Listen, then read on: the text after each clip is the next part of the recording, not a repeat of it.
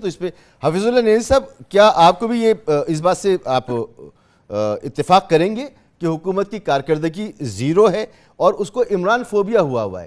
صبح اٹھتے ہیں وہ سندھ سے ایک صوبائی وزیر ہیں، وہ پریس کانفرنس کرتے ہیں، وفاق میں 2-3 لوگ ہیں، پنجاب میں 2-3 لوگ ہیں، وہ پریس کانفرنس کرتے ہیں، 2-3 دن پریس کانفرنس کرتے ہیں اور صرف عمران فوبیا پہ مشتمل ہوتی ہیں۔ کارکردگی صفر ہے جس کا نقصان ہوگا حکومت کو۔ اصل میں جو شروع ہوا ہے اس میں یہ ہوا ہے کہ جو ٹینشن ہے اس کے اندر اور جو ہم منافقت کر رہے ہیں کہ جیسے عمران خان صاحب کا کل آیا ایک بیان ہے، بیان سے اس سے پہلے ایک دن پہلے عمر ایوب صاحب کا آیا ہے، وہ کیا بیان آیا ہے کہ عمران خان صاحب کا پیغام ہے کس کے لیے؟ عاصم منیر صاحب کے لیے جی، اور کیا بیان دے رہے ہیں کہ جی آپ اور مجھے اور لڑوا رہی ہے مسلم نون، یعنی کہ عمران خان نے جولائی اگست 2022 میں جو لانگ مارچ کیا تھا اور عاصم منیر کو گالیاں دی تھی، برا بلا کہا تھا ان کے میڈیا کے اندر، تو میں کہتا ہوں کھولنے کے قابل نہیں تھا، جو اس کی فیملی کی کریکٹر اسینیشن کردار کشی کی تھی، وہ عمران خان صاحب اور عاصم منیر کے خلاف جو کیا تھا وہ مسلم نون کروا رہی تھی کیونکہ ان کی حکومت آ چکی تھی۔ یہ عمران خان صاحب باور کرانا چاہتے ہیں۔ پھر دوسرا سنیں آپ، پھر وہ کہتے ہیں جی کہ پھر اس میں ریٹریٹ کیا۔ اب میں پہلے تو پڑھ دوں کہ جی اب فوج کے اندر کیا اس پہ کیا جواب ہے، اور پھر دیکھ لیں کہ جی بات یہ ہے کہ ہم منافقت سے کب نکلیں گے۔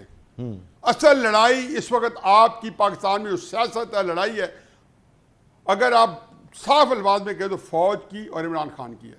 آپ سے تو کوپ کر سکتے مسلم نون کو کہ وہ پالیسیز جو ہے وہ کر رہی ہے، فوج کے ہاتھ میں کھٹ پتلی بنی ہوئی ہے، مہرہ بنی ہوئی ہے۔ عمران خان بھی مہرہ بنا ہوا تھا، کھٹ پتلی بنا ہوا تھا۔ معاشی فیصلے کون لے رہا تھا عمران خان کے وقت میں؟ جنرل باجوہ کہتے ہیں میں لے رہا تھا، کوئی انکار کر دے، کوئی وضاحت دے دے، میں مان جاؤں گا۔ عمران خان کہتے ہیں قاضی فائز سے کس خلاف ریفرنس نے بھیجا، جنرل باجوہ نے بھیجا۔ الیکشن کمیشنر کسے تعینات کیا؟ جنرل باجوہ نے کیا۔ اب کون لے رہا ہے؟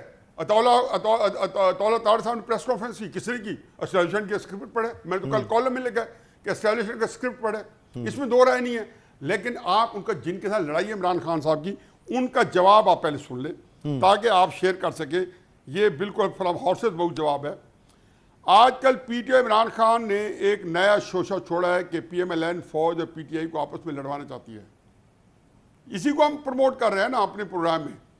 یہ پی ٹی آئی کا نیا فلاپ بیانیہ ہے، کیونکہ ایسا بالکل بھی نہیں، فوج کو بالکل کوئی ابہام نہیں کہ 9 مئی کرنے والی پارٹی جسے شہدائے پاکستان کی یادگاروں کی بےحرمتی کی، عالمی املاک اور تنصیبات پر حملہ کیا، سائفر سازش سے پاکستان کو نقصان پہنچایا اور سوشل میڈیا پر عامی کے خلاف غلیظ ترین پروپیگنڈا اب بھی جاری رکھے ہوئے ہے۔ وہ اس پارٹی کی لیڈرشپ کی اپنی ایما پر ہوا ہے جو کچھ ہوا ہے۔ ان انتشاریوں کو یہ بڑے واضح انداز میں بتایا گیا ہے کہ ان کے پاس صرف ایک ہی راستہ ہے، وہ یہ ہے کہ اپنے تمام جرائم مانے اور پوری قوم سے صدق کے دل سے اپنے کیے گئے جرائم کی معافی مانگے۔ یہ ہے جواب عمران خان صاحب کے عمر ایوب کے ہاتھ، یا جو دوسرا کل پیغام آیا ہے کہ جو انہوں نے بڑا صائب مشورہ دیا ہے عاصم منیر صاحب کا۔ یہ کوئی میسیج ہے سر؟ یہ کوئی میسیج ہے جو آپ پڑھ رہے ہیں؟ میں آپ فکر نہ کریں، میں نے اپنی بات کی ہے نا، اور میں نے کہا ہے کہ یہ ان کی طرف سے آیا ہے، اچھا ہارسز ماؤتھ، بس کافی آپ کے لیے ٹھیک ہے۔ اور آپ کے پروگرام کے اندر پہلی دفعہ یہ آ رہا ہے یہ بات، وہ ڈینائی کر دیں گے نا کہ یہ حفیظ اللہ خان نے ہمارے بیاہ میں بڑی غلط بات کی ہے، نیچر ہوگا نا کوئی پروگرام، بس بات ختم، آگے چلیں۔ مگر سر ہمارا موضوع تھا، ہمارا موضوع تھا اکتوبر کے بعد کیا سچویشن ہوگی، حکومت اور اس کے اوپر دباؤ، حکومت رہے گی نہیں رہے گی۔ جہاں تک آپ نے گفتگو کی باجوہ صاحب نے کیا کچھ کیا، تو باجوہ صاحب نے یہ بھی کیا کہ ان سے کہا کہ جی آ جاؤ حکومت بنا لو۔ پنجاب میں کچھ کہا، مرکز میں کچھ کہا، آف لیگ کو کچھ کہتے رہے، پھر عاصم منیر نے بنوائی۔ بالکل صحیح ہے، میں آپ سے مانتا ہوں۔ میں یہ کہتا ہوں کہ منافقت نہیں کرنی چاہیے کہ باجوہ صاحب نے 26 جولائی کو عمران کو کہا تھا کہ آ جاؤ حکومت بنا لو۔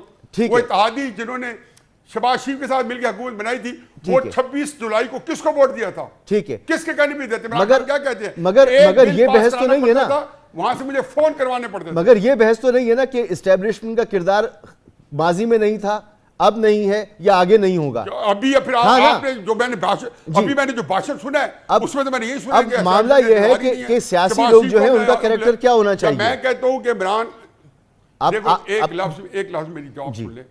میرے دیکھو پاکستان اس وقت شدید سیاسی انتشار اور سیاسی استحکام کا شکار ہے جس کا نہ عمران خان ذمہ دار ہے نہ شہباز شریف صاحب ذمہ دار ہے. ڈیفینیٹلی اس کی ذمہ دار ہے ہماری اسٹیبلشمنٹ ہے.